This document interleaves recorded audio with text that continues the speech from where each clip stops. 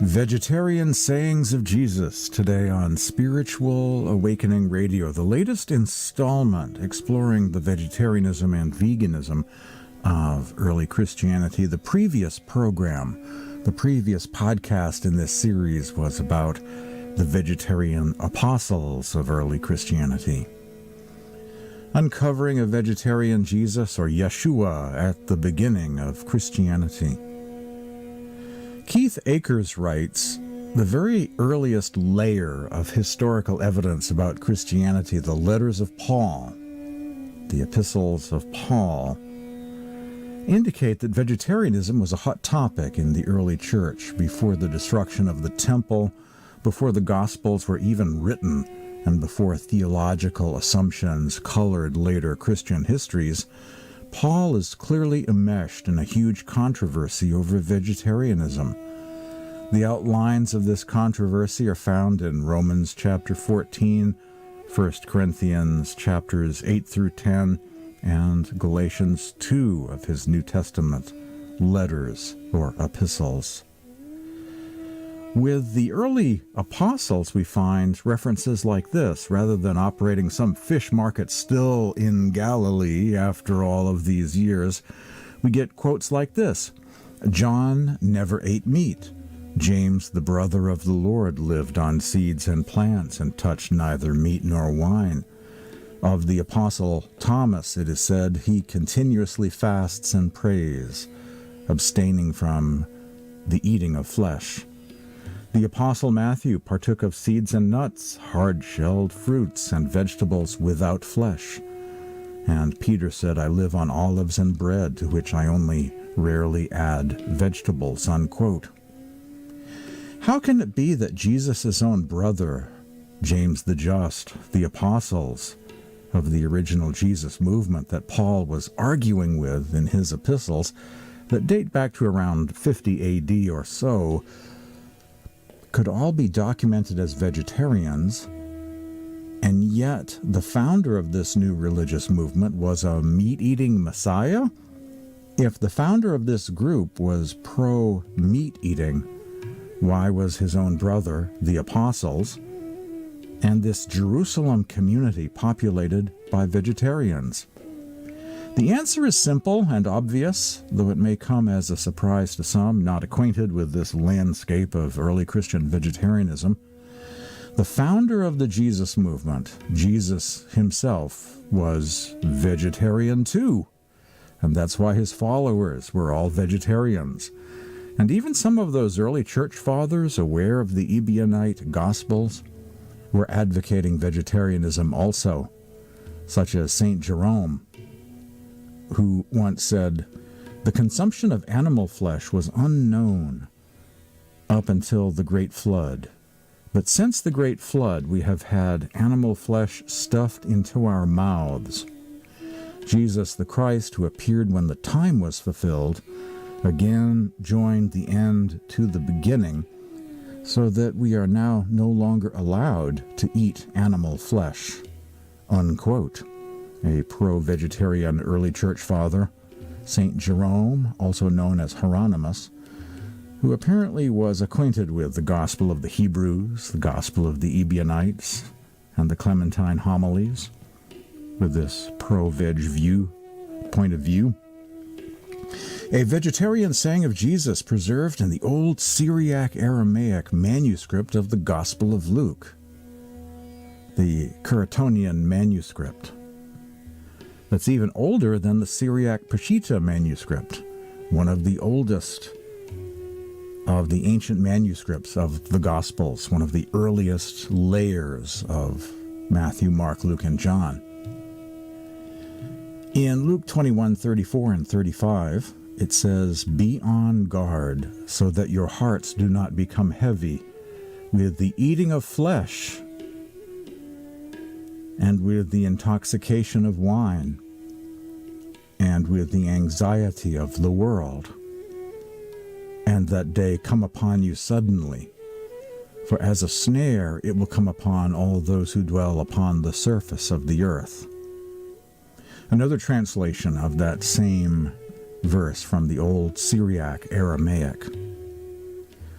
Now beware in yourselves that your hearts do not become heavy with the eating of flesh, and with the intoxication of wine, and with the anxiety of the world, and that day come upon you suddenly.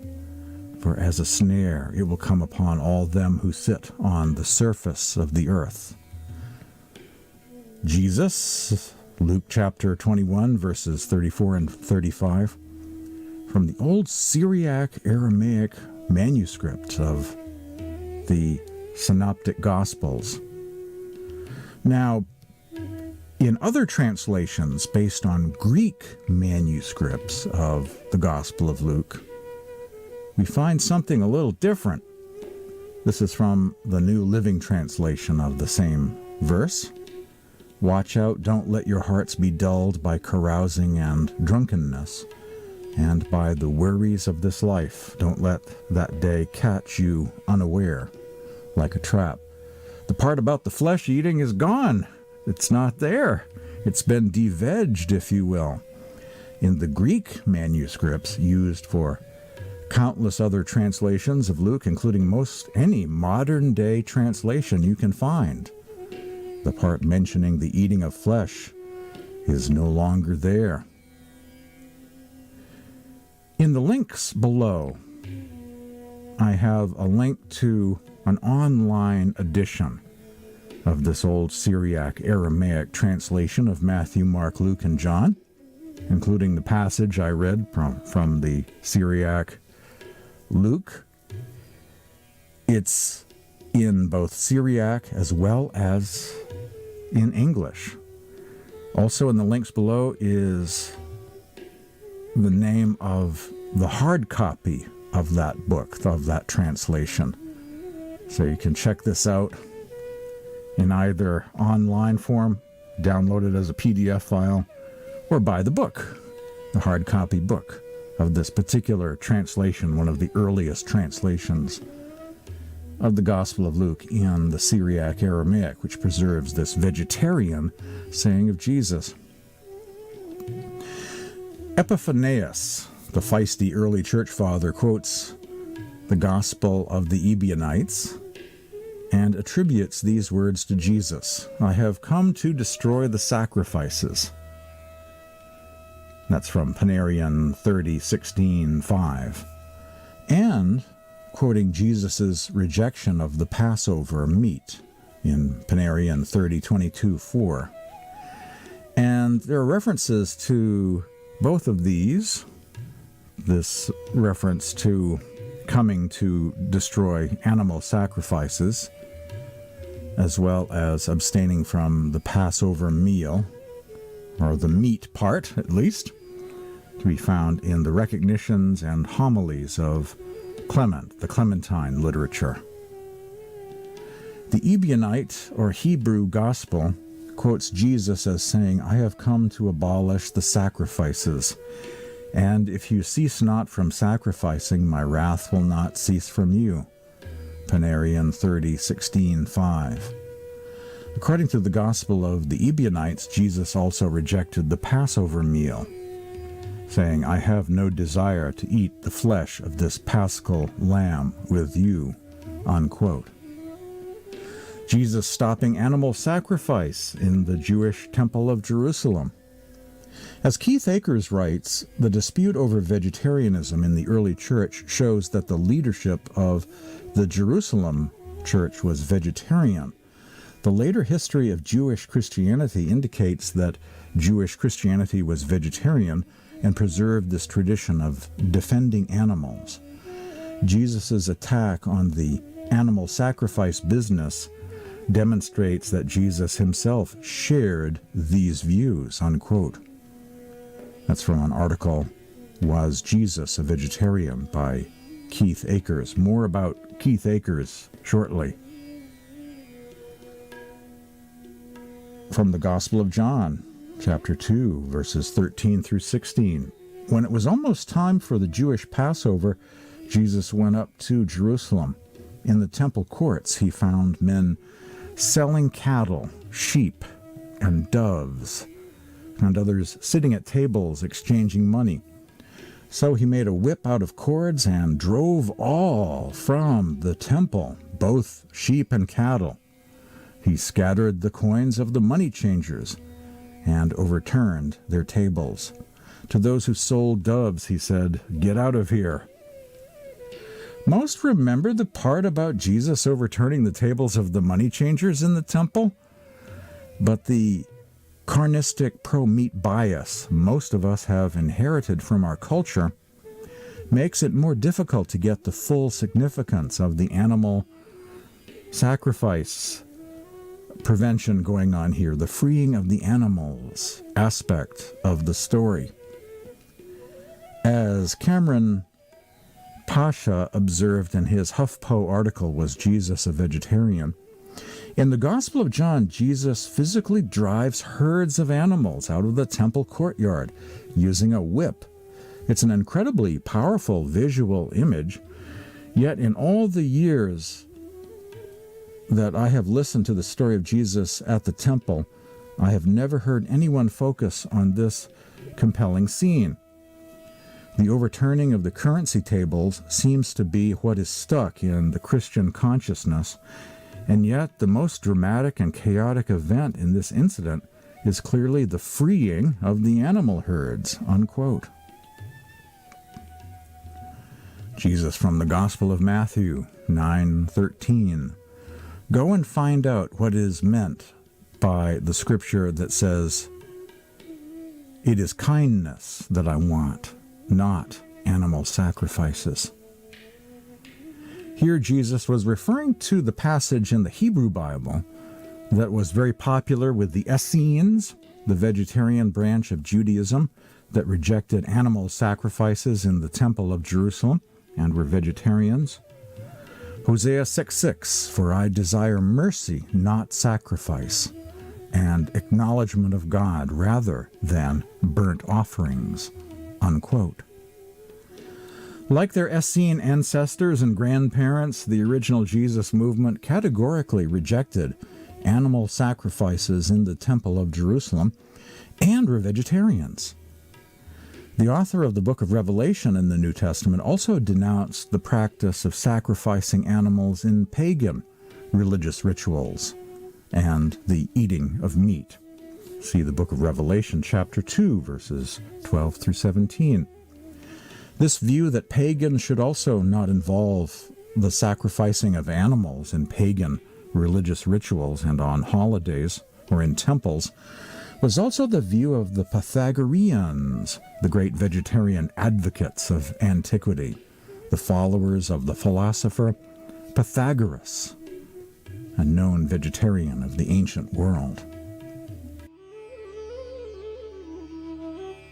Back to Judaism, the history of animal sacrifice in the temple and the vegetarianism of the Essenes and early Christianity. The following paragraph is about baptism being instituted in place of sacrifices. Baptism is a word for initiation. It's from the Book of Recognitions 139 from the Clementine Ebionite literature, vegetarian writings of early Christianity. He instituted baptism by water amongst them, in which they might be absolved from all their sins on the invocation of his name, and for the future following a perfect life might abide in immortality, being purified not by the blood of beasts, but by the purification of the wisdom of God, unquote. As the author of the article A Vegetarian Jesus observes, if Jesus is the new Adam, who returns us to the Garden of Eden, and if he is the Prince of Peace described in Isaiah chapter 11, who ushers in God's new and vegetarian vision, it would be inconceivable for him to dine on animal carcasses. And in fact, the evidence is convincing that the historical Jesus was a vegetarian. There were many faith-based vegetarian Jews in Jesus' time. For the same reason, there are so today. They understood and continue to understand that God's ideal was the vegetarian Garden of Eden, depicted in the book of Genesis, and the peaceable kingdom of God described by the prophets, unquote. Hashtag assisting Isaiah. In the notes section below, I have a collection today of resources, more links than ever before.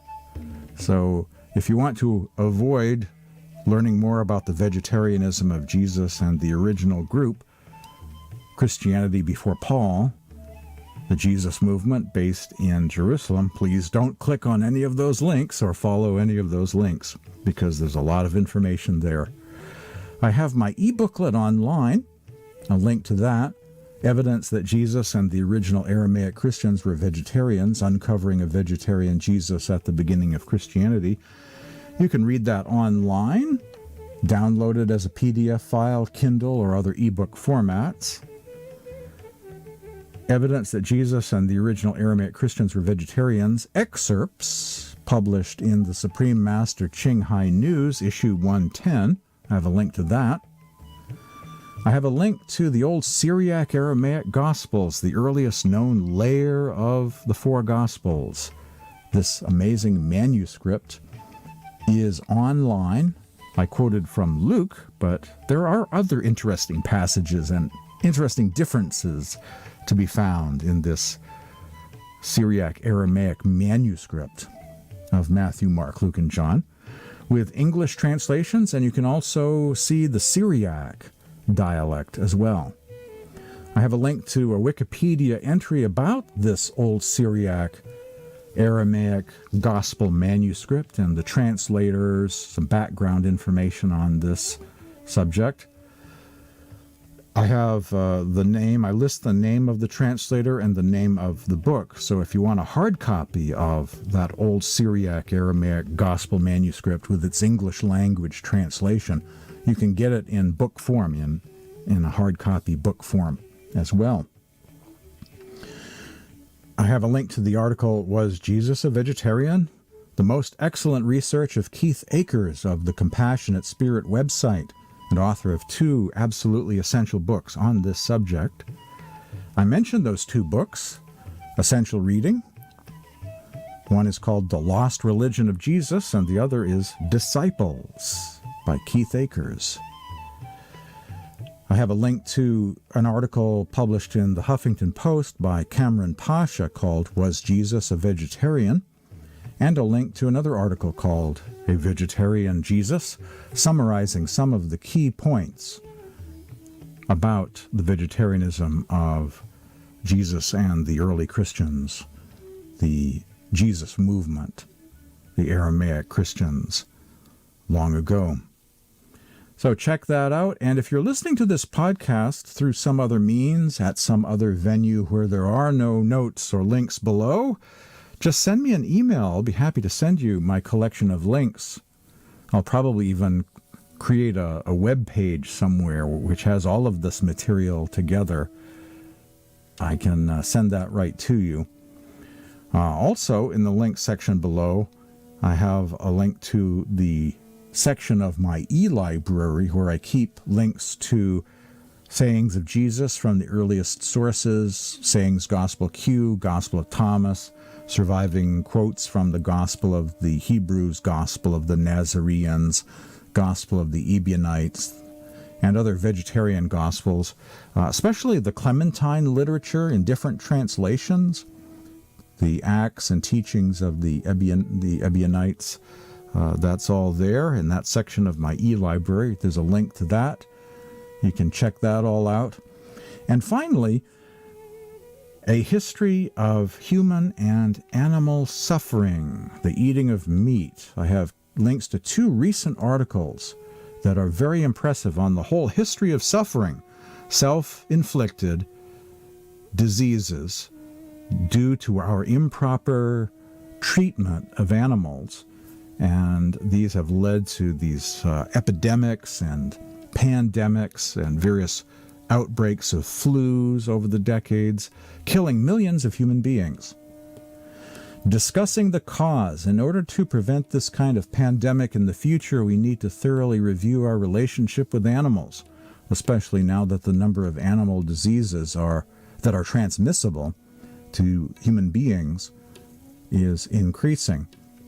And a link to a new blog by Keith Akers of the Compassionate Spirit website, who has a blog about this pandemic, saying this pandemic is a pivotal event, not just for vegans, but for everyone on the planet.